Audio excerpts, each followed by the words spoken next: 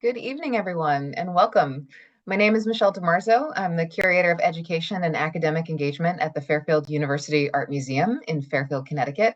And it's my pleasure to welcome our talk this evening by Amy Kurtz Lansing, a curator from the Florence Griswold Museum in Old Lyme, Connecticut, who I will introduce in just a moment. The reason we're having this virtual lecture this evening, it's sort of a closing festivity for our Tonalism exhibition. This has been going on at the Fairfield University Art Museum since the end of January, and you have just a couple more weeks to come and see the show in person if you're interested. We're going to put into the chat below a link to our website so you can check out what is there, including a virtual tour of the exhibition, YouTube recordings of past events that we've held in conjunction with the exhibition, and you can get a sense of what is there. You can download and read the wonderful exhibition brochure with a catalog essay by the curator, Marianne Holohan. So again, until April 12th, we hope if you're local, you'll be able to come and see the exhibition.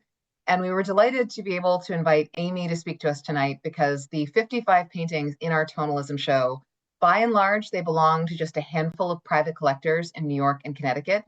They represent Tonalist painters who have largely some connection to Connecticut. They worked there, they painted there. So many of the landscapes are very comfortingly familiar to those of us who live in the Connecticut region. And we only borrowed a couple of objects from museums. So we borrowed two prints from the New York Public Library, and the Florence Griswold Museum was so generous as to lend us two of their paintings. So we are very grateful to them for their generosity for this exhibition. And we're delighted to learn more about tonalism in their collection. So Amy Kurtz Lansing is curator at the Florence Griswold Museum in Old Lyme, Connecticut, which is now known as the FloGris.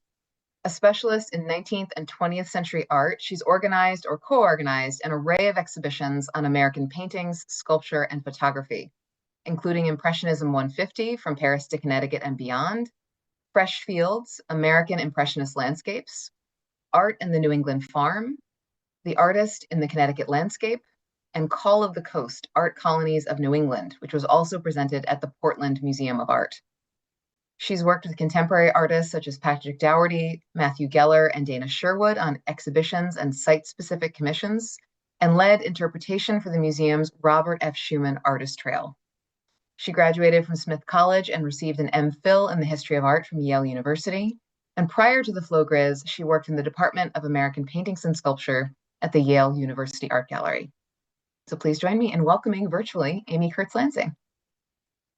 Thanks, Michelle, and thanks to those of you who are on listening to this webinar and to those of you who may see it in the future in YouTube when it's posted there. And it's really a fun opportunity to talk about tonalism because the Florence Griswold Museum, where I'm from in Old Lyme, has really long promoted itself as the home of American Impressionism, celebrating the legacy and influence of the American Impressionist Child Hassam.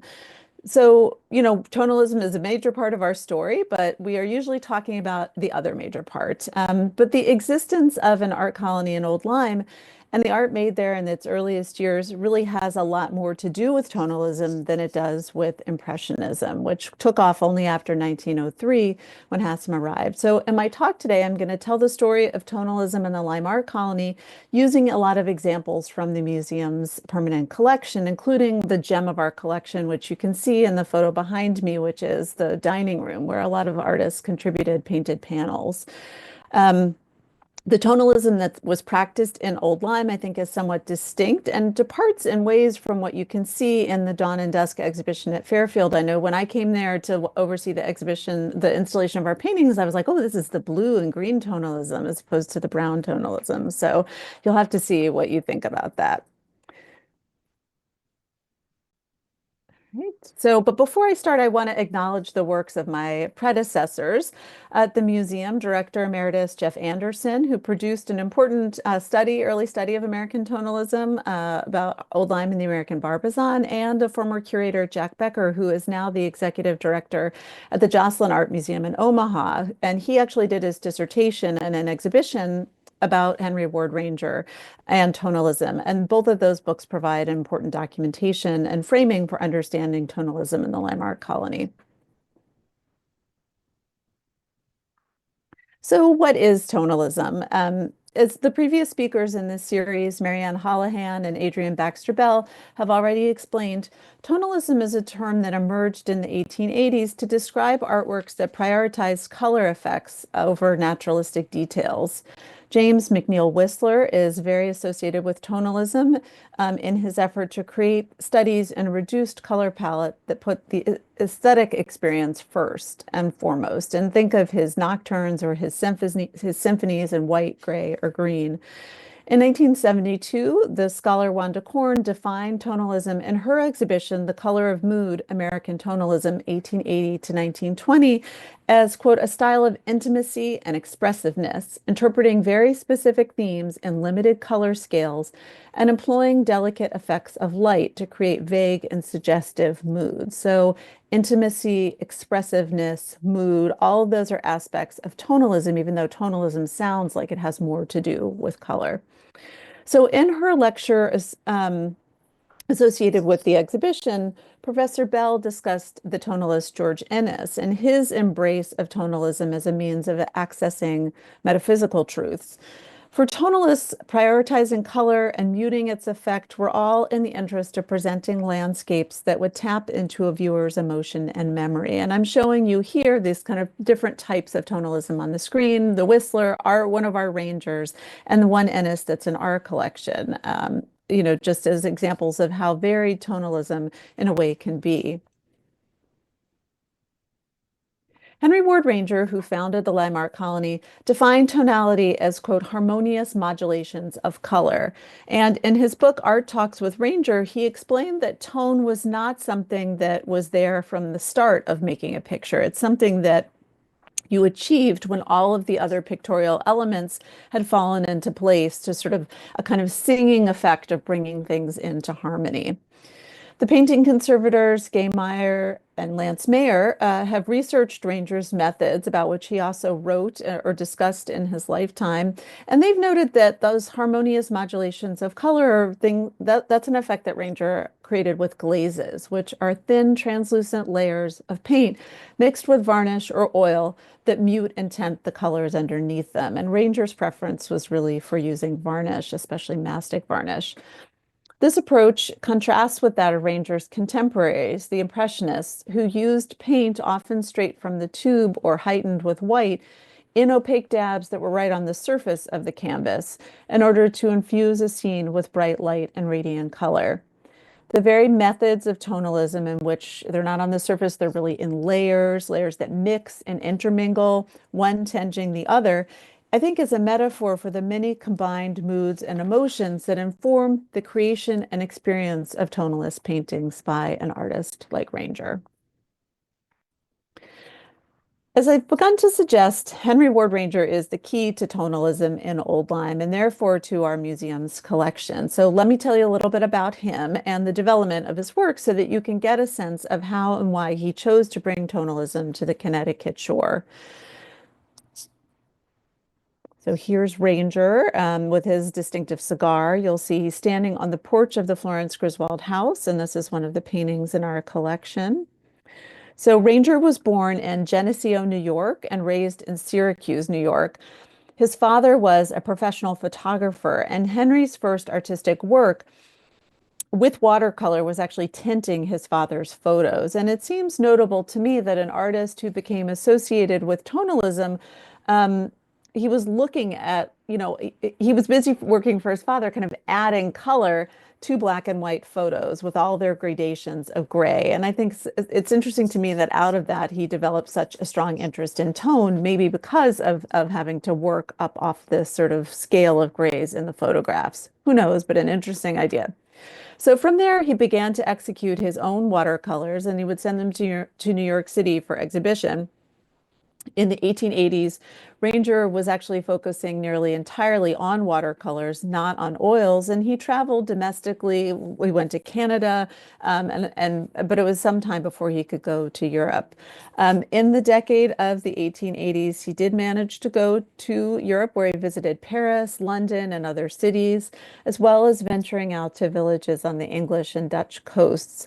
Many of the watercolors that he did in Europe, like the one along the canal, which I'm showing here, feature images of rivers, waterways, canals, boats, or harbors, where he really enjoyed, as you can also see in this example, balancing the gray skies and the gray water with small touches of color, like the little red buoy that you see floating in this picture. In 1897, one critic described such works of his as having, quote, a rather somber general tone. And even when he began painting in oils, he retained that kind of gray sensibility, which you can really see in Dutch Harbor. It's almost as if there's not a differentiation between the sky and the water in this picture. Ranger really loved Holland for its flat, open landscapes and the big vistas that you could get of the water.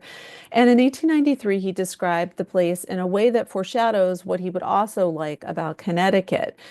He said, I go to Holland every summer to sketch because I can get more working time there than I can in this country.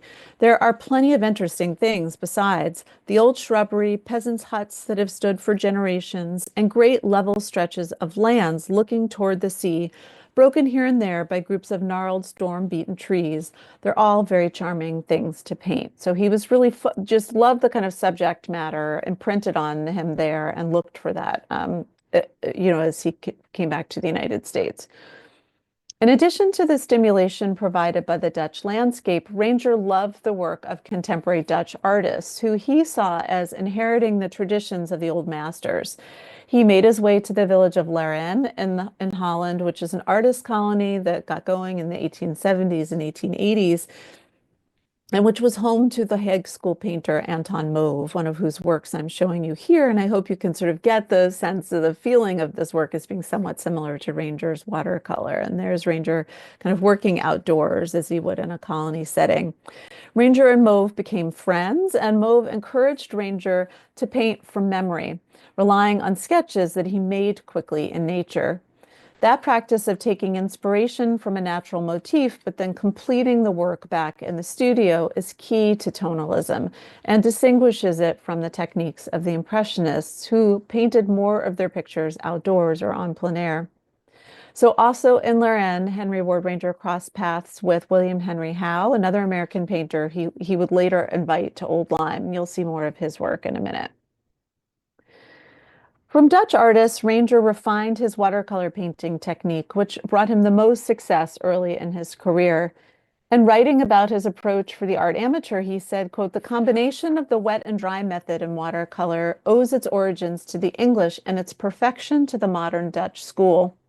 The result is a wonderful sense of technical triumphs over some of the most subtle and complex problems of graphic art. With this medium, its masters have conquered the difficulties of tone, texture, luminosity, and atmosphere, and with them, the greatest problem of all, color. And in this work along the canal, Ranger, I think, shows his mastery of all of these elements to produce a scene that is at the same time both quite balanced in terms of tone, but also infused with color. Ranger largely turned away from watercolor to oils as time went on, and particularly after 1890, his approach to painting demonstrates not only his affection for contemporary Dutch Hague School art of his day, but also for French landscape painting associated with the Barbizon School. As a young man in New York City, Ranger had seen the works of French artists such as Corot, and when he had a chance to go to France, he made his way to Corot's one-time painting grounds in Barbizon outside of Paris. Since the 1820s, that area had been home to an artist colony that attracted painters, Corot, Theodore Rousseau, whose work you also see here, who wished to paint directly from nature, which is an important precursor to Impressionism. Critics writing in the early 1890s complimented Ranger for his work, saying, quote, it has Le Père Corot for its father in a spiritual sense. And I'm hoping you get a little bit of that sense of these sort of flickering leaves in this Ranger painting that I'm showing you on the right. That's the sort of spiritual sense of Corot that they're referring to. Those critics also said that Ranger, quote, knows the secret of Corot's combination of robustness and grace, and they praised him for his use of color. The sturdy, gnarled trees in Corot's paintings and the sense of a landscape where man and nature were in harmony really made a mark on Ranger's imagination. As he looked, and when he was back in America, he looked for places where he could paint to articulate some of those same ideas on canvas. Ranger made a determined effort to identify paintable locales in the US throughout the 1890s, stating, quote, that no man has made a success in painting outside of his own country. He continued, I realized when living abroad that a French farm or even an English one was not mine.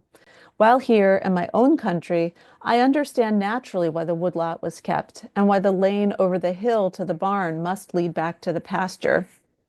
His explorations or about, looking for places that he understood and can paint led him to New Jersey, where he painted this scene of the Hackensack Valley in 1897 and 98.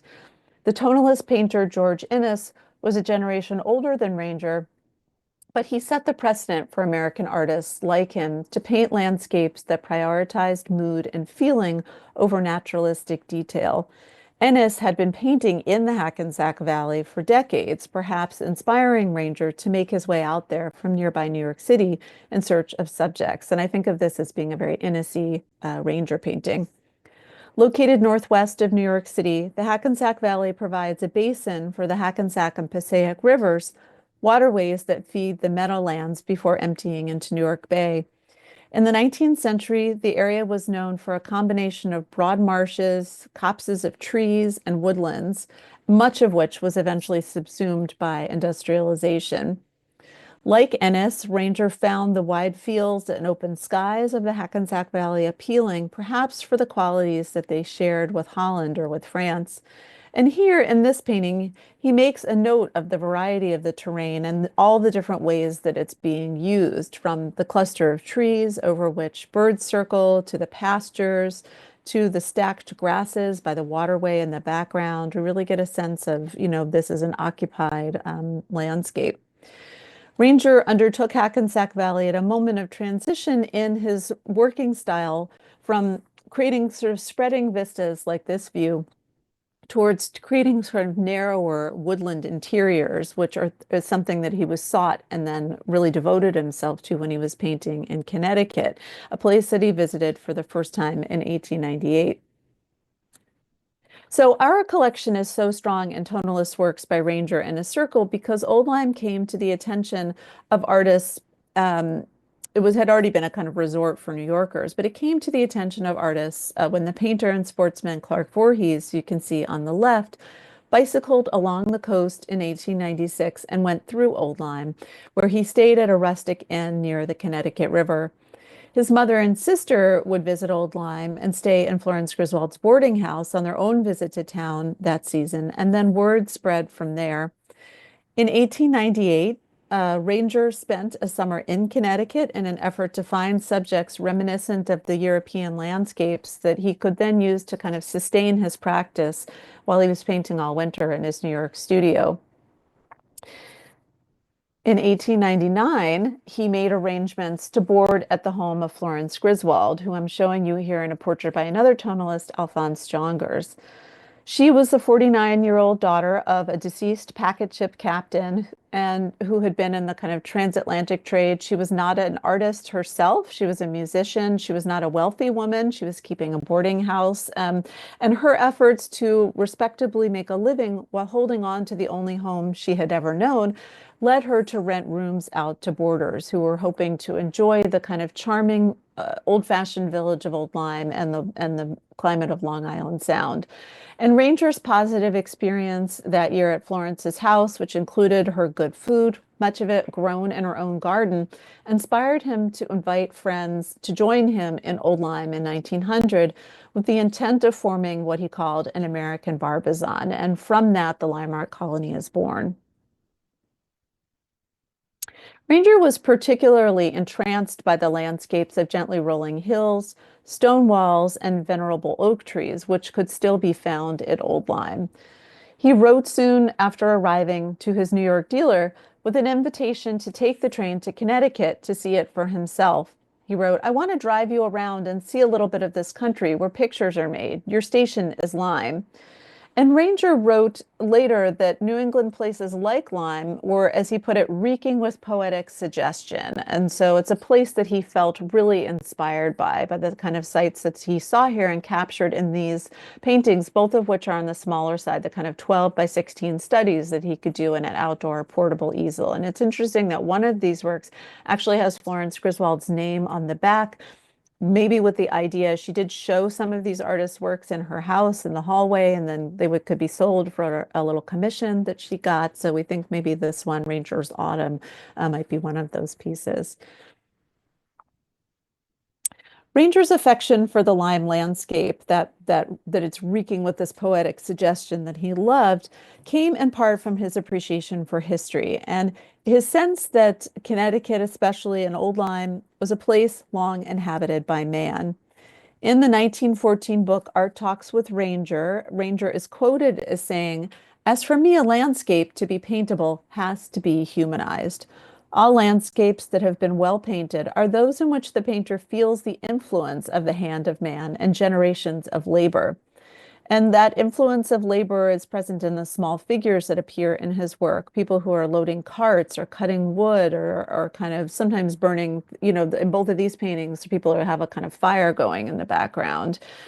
The land itself also shows signs of this long habitation in the form of split rail fences or clearings that are now free of trees, or dirt tracks that carts have created by running over the landscape.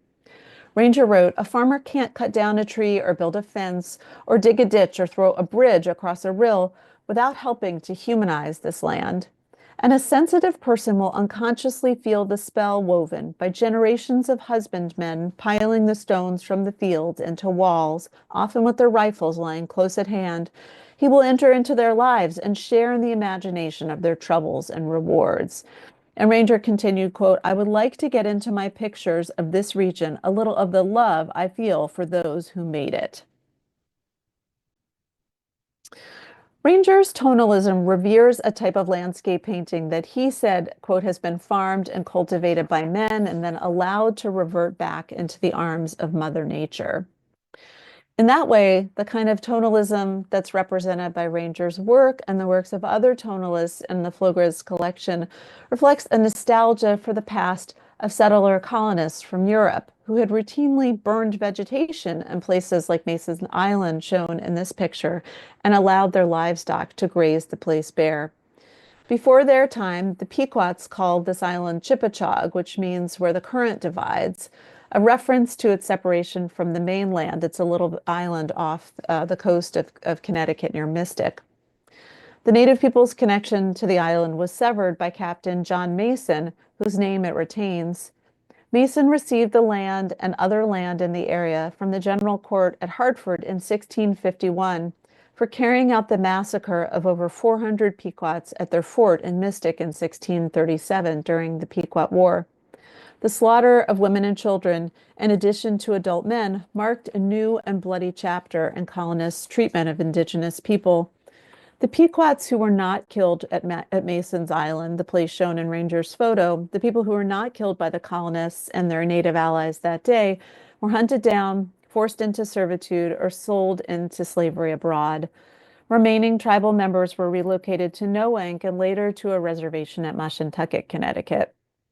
And while all of that history may not have been uppermost in Ranger's mind as he cast this kind of golden glow over the trees and the water, it was not a history forgotten by the tribes and their descendants, and it is getting wider, renewed attention today.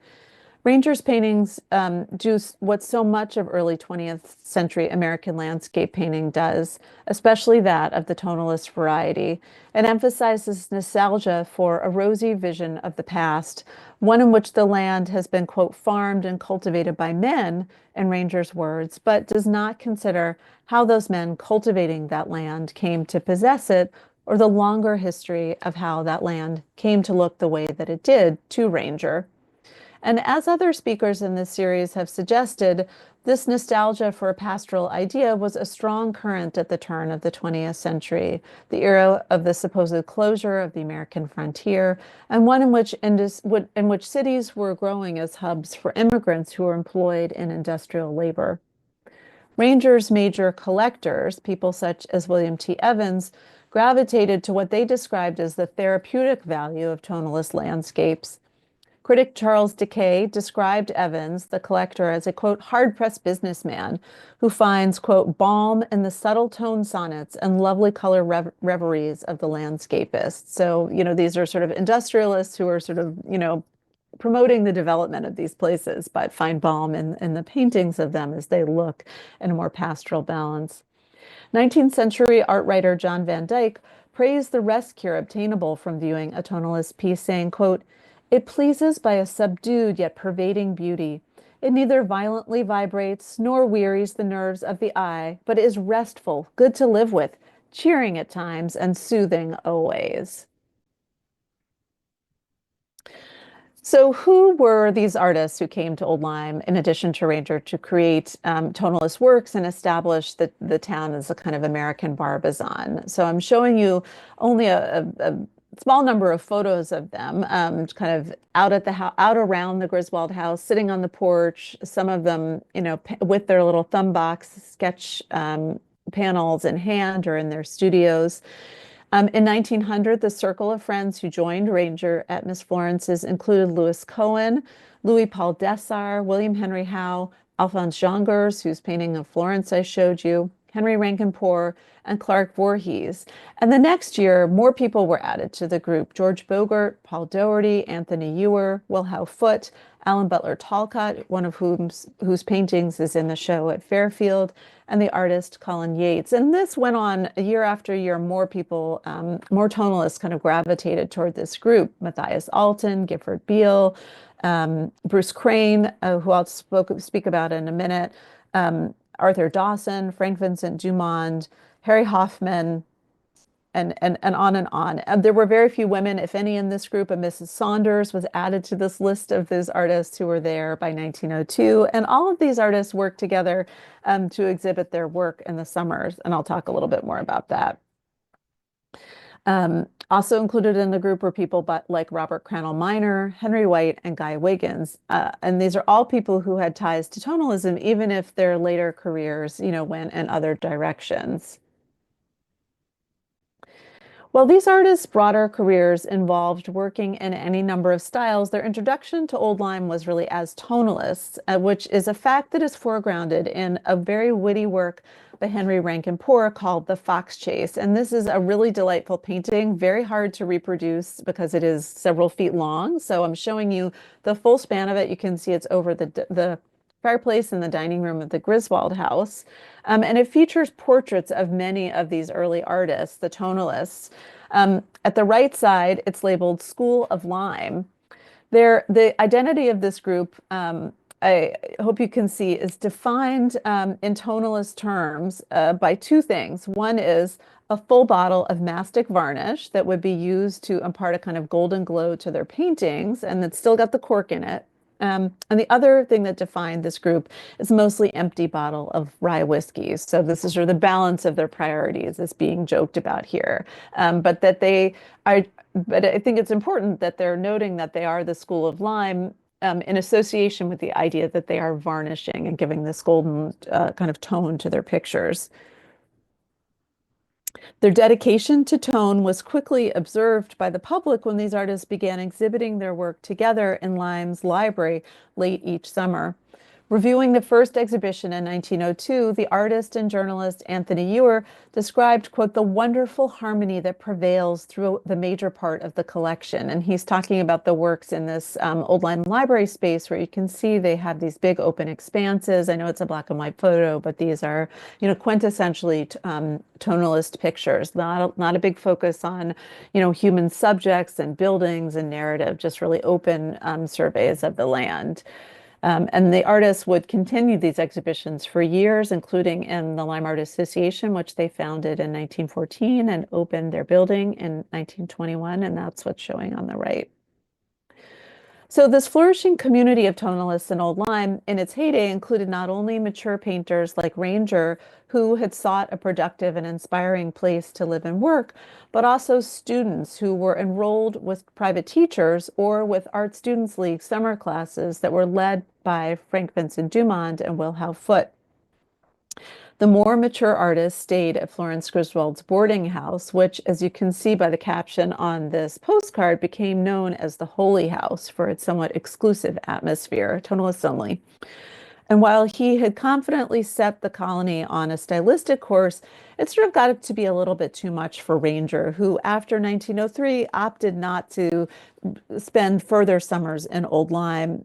So he sort of, kind of put his American barbizon at a distance and instead opened up a studio for himself in the quieter village of Noank, east of Mystic, Connecticut, where he could pursue tonalism in peace and with a somewhat nearer view of the waters of Long Island Sound. And I think it's an important point about Ranger, which is, well, he's really committed himself as a tonalist, and his book, Art Talks with Ranger, bears this out.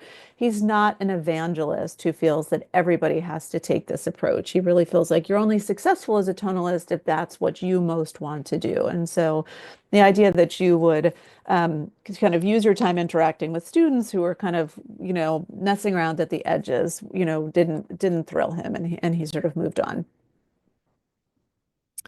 But during the first several years of the art colony, the work produced in Old Lyme really bore out Ranger's preference for tonalism. And a perfect example is the panel that Ranger painted on one of the doors of the first floor of the Griswold house, which I'm showing you here. It's the one on the right. In Europe, artists who were staying at artist colonies, little inns and guest houses, would often leave behind an artwork as a kind of sign that they had been there, their membership in an elevated group. And that is a tradition that Ranger helped translate to America. He chose to paint a view of the Bow Bridge, which is an old-fashioned curved wooden bridge that went over the Lieutenant River just behind the Griswold house. And you can see the tonal palette of blues laid over the dark wood of the door really captures the moonlit night. And it's an idea that Ranger actually also worked up on a canvas that we know of from a period article illustration, but we don't know. It would be nice to know where that painting actually is. And so having painted one of the panels on the door, he actually challenged another artist to complete the composition. And Henry Rankin Poor, who did the fox chase, he was known as a painter of horses and hounds, and he took up the mission and added this dog that's sort of baying at the moon over the scene. And I encourage you to note how successfully that these two artists working together have really achieved this kind of unified tone across the whole work. Tonalist paintings soon filled the first floor of the Griswold house, including William Henry House's portrait called Normandy Bull, or Monarch of the Farm, which is in the parlor. So it's a kind of off to the left side of the image. It's a little hard to see in the photograph, but I'm giving you a view of that room so that you can see each of the doors with paintings on them. And in fact, by 1905, all of these doors were in place, and they really transformed the boarding house into a kind of informal museum of tonalism, where visitors soon came to see the paintings and the artists who made them. Because so many of these paintings date from the period of Ranger's greatest influence over the colony, many of the paintings are tonalist rather than impressionist. In the parlor, we have not only Howe's panel, which I showed you, but also a pair of paintings by Louis Paul Dessart and another by the artist Louis Cohen.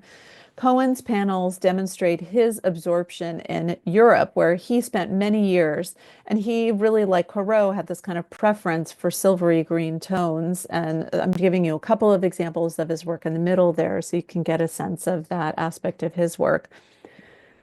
And these are the three parlor doors: Dessart's door, Howe, and Cohen's. Dessart, like Ranger, had studied in France and was especially inspired by the Barbizon school. While he became known as a portraitist in New York, and I'm showing you his own self-portrait at the top, he also spent a lot of time in France at Étaples and at the Impressionist Mecca of Giverny, creating very different non-tonalist images of rural women in palettes of sweet pinks and violets. Dessart largely set that pastel kind of tone and palette aside once he was in Old Lyme, where he quickly purchased a farm, a 600-acre farm on a hilltop that he and his wife would occupy for decades. In 1924, an article gave an account of Dessart's turn toward tonalism earlier in this century, and that happened while he was working on a woman's portrait in the New York drawing room that was filled with Barbizon paintings. The article says, quote, as he worked there with those calm and exquisite visions of the French countryside and forests spaced around the walls, there came to him a conviction that in such paintings there was preserved sounder traditions of the uttermost beauty in art, a more profound realization of its finest message than can be found in the two genres he knew best. By the time he finished the portrait, he had determined that he must justify his conviction through landscape humanized by workers in the field and woods and the farm animals with which their toil is associated. So for Dessart, tonalism is a kind of calling that comes to him while he's looking at these Corot paintings. And it's one that connected American art back to its pastoral roots as a kind of antidote to the present. As his door panel suggests, Dessart concentrated on features of the Connecticut landscape that to him evoked France, such as the undulating terrain, which you can see in this little sketch by him that's in our collection, and these old gnarled oak trees. On canvases like the Toilers and the Wood Chopper, which are in the center there, he combined those kinds of rugged natural features with the images of laboring farmers.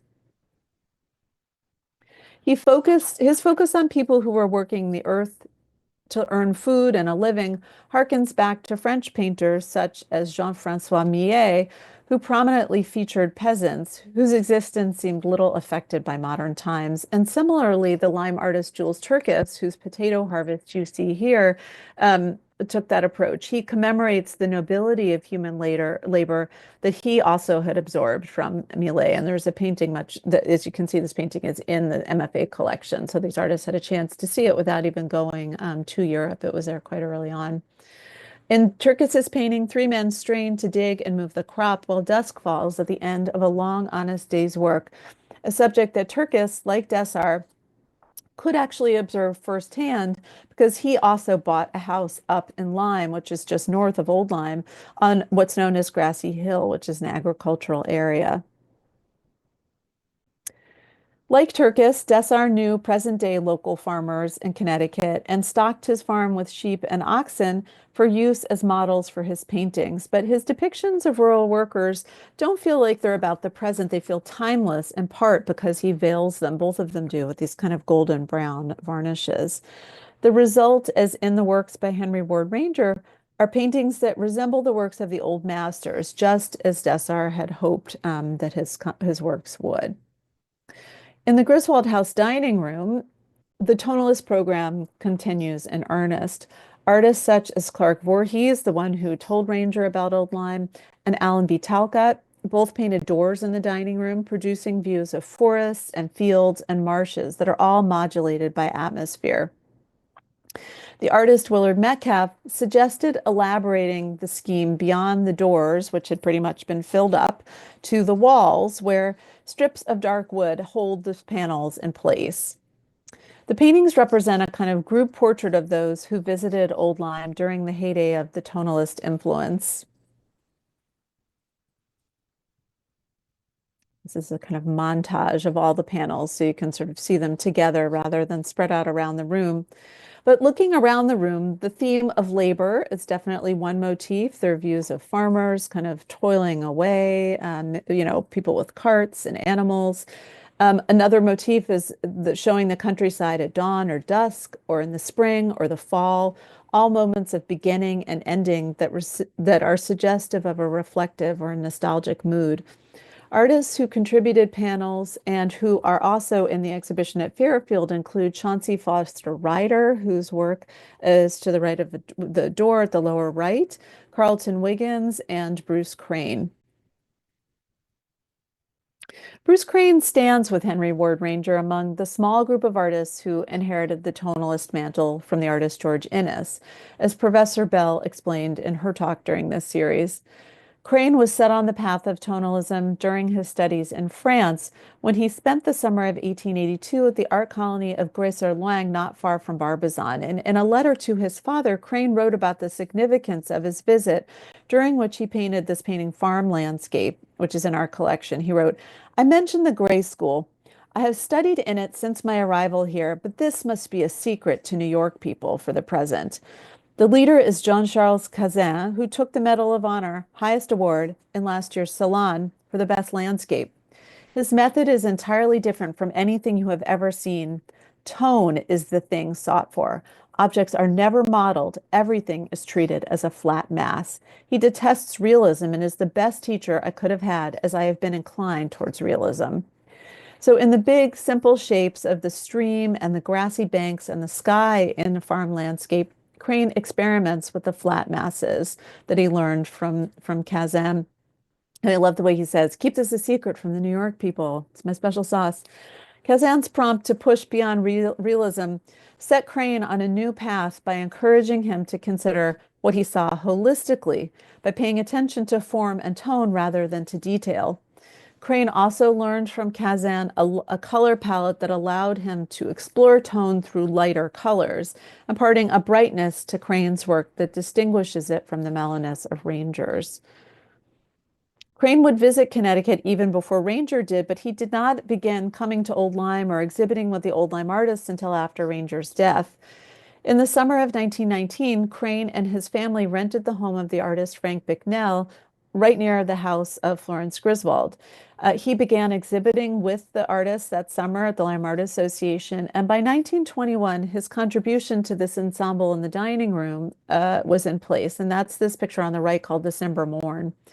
Works like this panel help us see even more clearly how tonalism laid the foundation not only for Impressionism, but also for abstraction in the 20th century.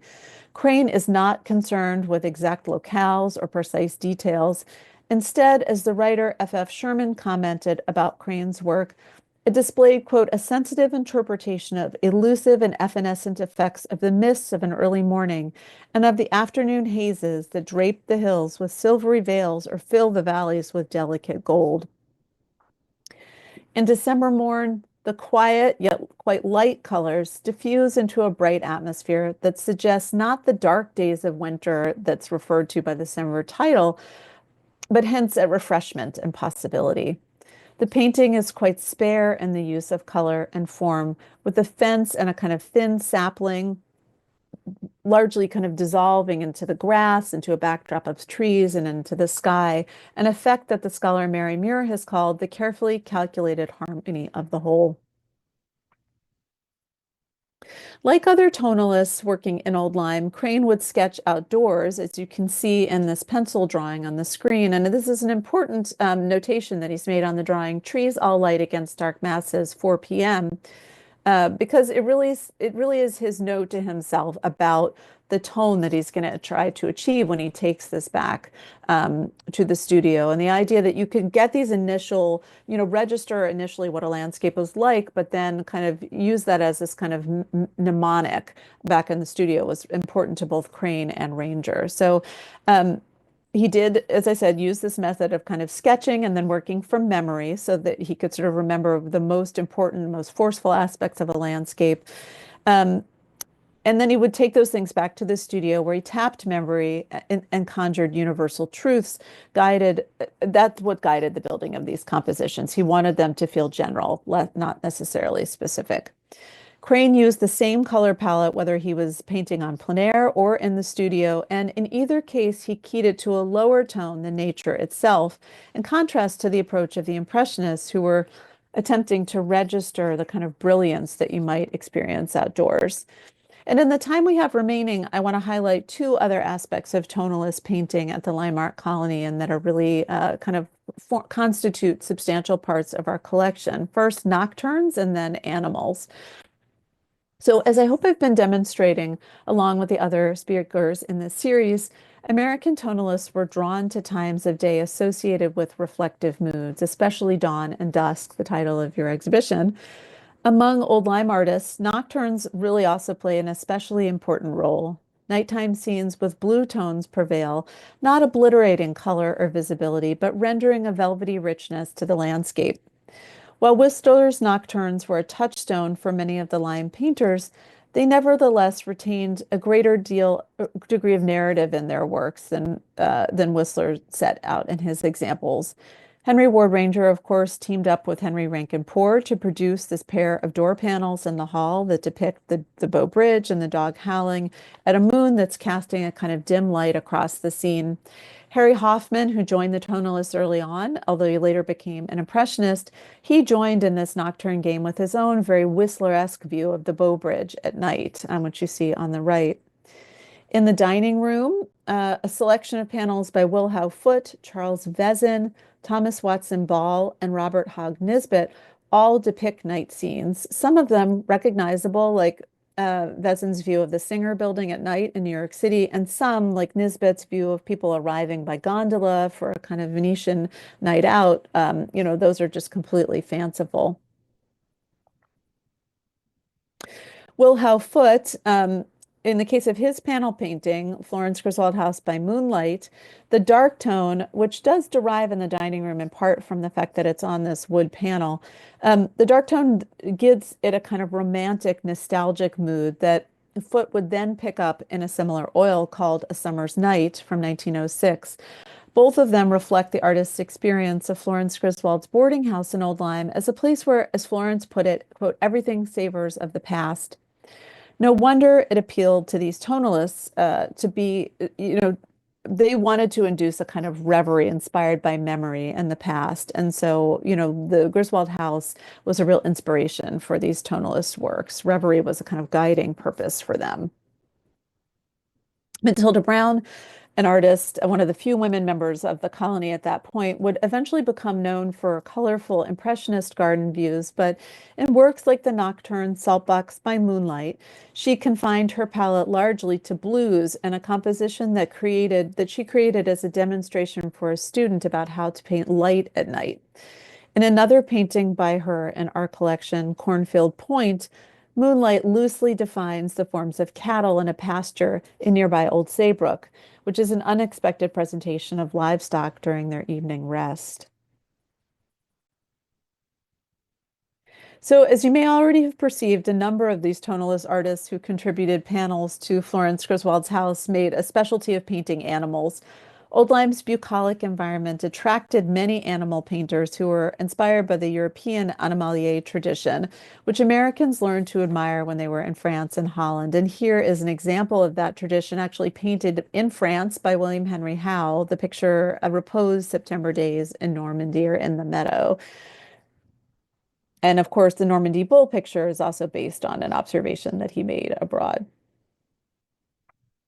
Howe, Henry Rankin Poor, Carleton Wiggins, and Matilda Brown, who had been Wiggins's student, arrived shortly after Ranger began to promote the Old Lyme area as an ideal spot for an American school of landscape painting similar to Barbizon, and not coincidentally a place where artists could actually see livestock outside, not something to do in the near suburbs of New York.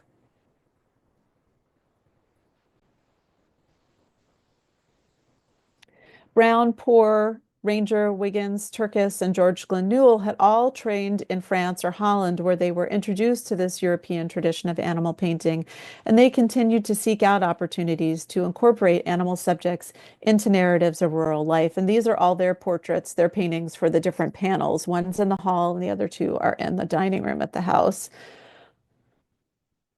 They made these narratives of rural life. Old Lyme's animal painters found a very welcoming environment. In 1903, a newspaper noticed artists come early in the spring and stay late in the fall and fraternize with farmers who raise sheep for their benefit, keep oxen for their good, and cart home picturesque heaps of sedge and hay from the russet salt marshes that border the town on its southern side. The prominence of animals and landscapes painted by some of the Griswold House artists gave those painters a distinct identity within the larger Old Lyme art colony and led to its own brand of humor.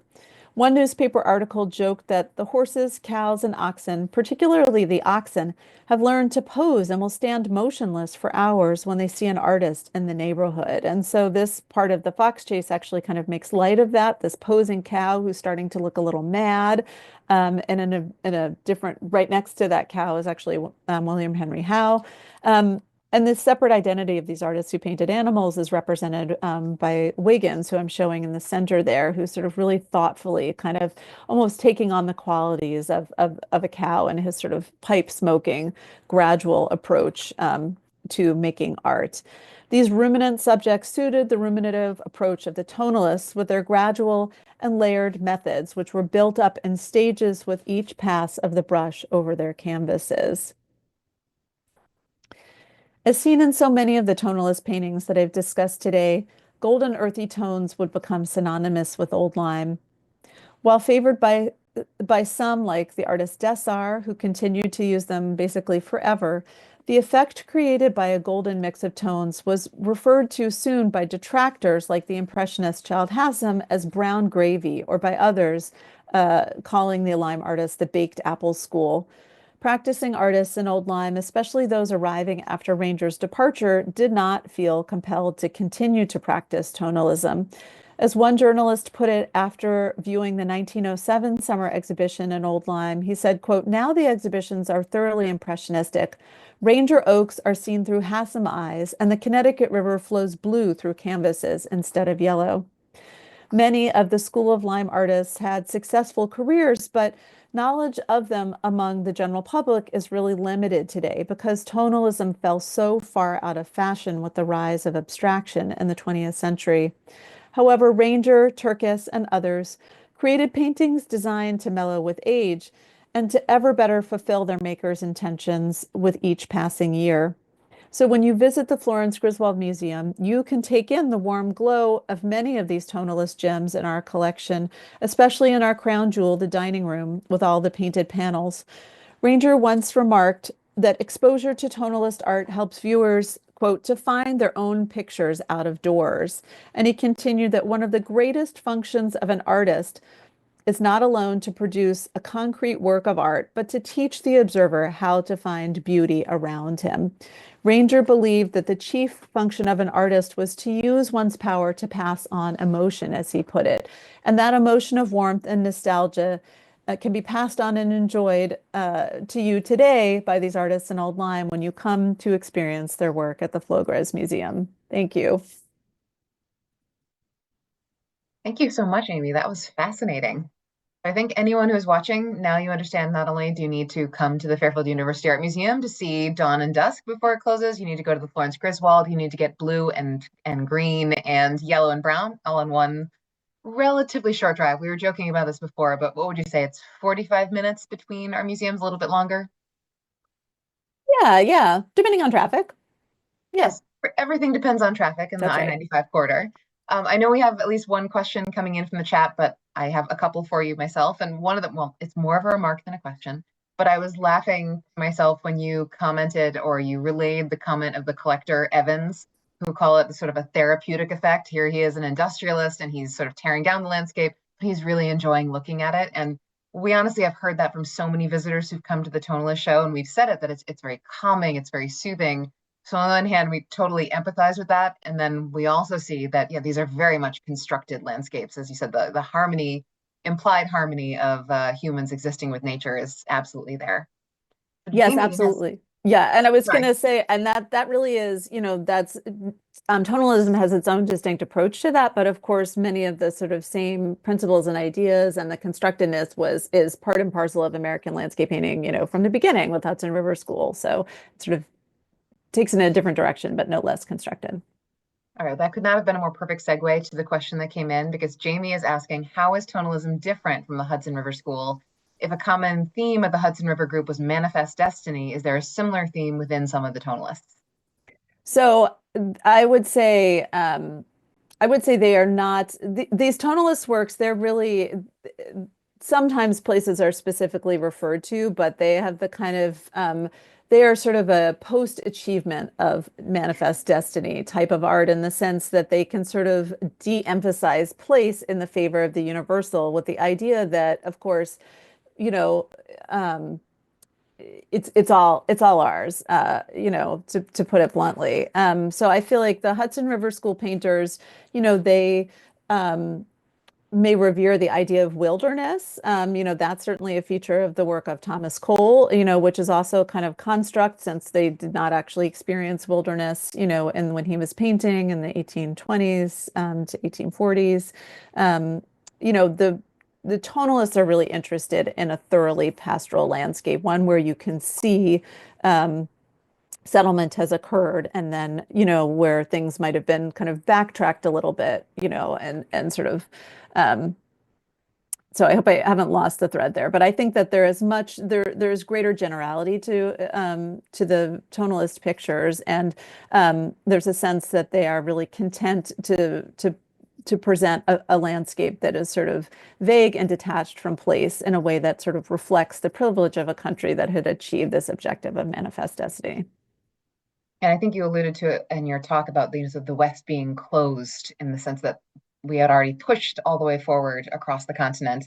And you see, even though it's non-specific, it really seems that they're also content to be in their backyard. I mean, yes, Ranger's looking for things that remind him of Holland or things to keep him warm in his studio, but the sense of the comfort of familiarity, and that he commented that you'll never paint any land as well as the one you were born in, is really interesting because we've had a number of, especially students, have come by and they will point to a sort of tumble down barn in one of the paintings and say, well, I think I know where that was painted. And they're like, you think you know where it was painted, but that could be any one of 100 barns in New England that's falling down with a split rail. Yes, and not dissimilarly, the tree that's in this painting, we often talk about this being this, we had a tree in Old Lyme called the Barbizon oak, which was thought to have been a kind of model for artists, something that they would go out and paint. And there's a great desire to sort of find it and locate it and preserve it. It's no longer a living tree, but just, this tree could sort of be anywhere, right? We're not sure that it's this tree in this painting, but there's this desire to sort of connect it to this, to this piece of the landscape. Ranger could have been there painting it. And Samuel wanted to add that this has truly been insightful. I really enjoy the idea of capturing and expressing a mood through a sort of dreamlike lens, which I think you've carried through wonderfully. We have just a couple of minutes, so I did want to ask, are visitors to the FloGris, is it still possible to check out the watercolor kits to take outside and do a little of your own sketching? Yes. So you can actually, we actually send you out not just with watercolor, but with a little canvas board and actual paints to paint. And so we will start that up again on April 1st because it's a little cold. We don't really do it in the winter, but anybody free with admission on Sundays can get a lesson on how to paint on plein air and paint a painting outdoors. And so you can confront yourself the difficulties of what it's like to try to work in the sun with the bugs, and all the things that these plein air painters face. I also, if anybody is interested in visiting the museum, I did want to show a slide that relates to our current exhibition, which is a photography exhibition, Their Kindred Earth. An artist in residence has looked at the sites of enslavement in Old Lyme, including the property where the museum once was. So that would also be something that you could check out when you come to paint your own tonalist masterpiece. Fantastic. Well, thank you so much to our speaker, Amy Kurtz Lansing. Thanks to all of you who have been watching, and we hope you will visit both of our museums in the coming weeks. Take care, everyone. Good night.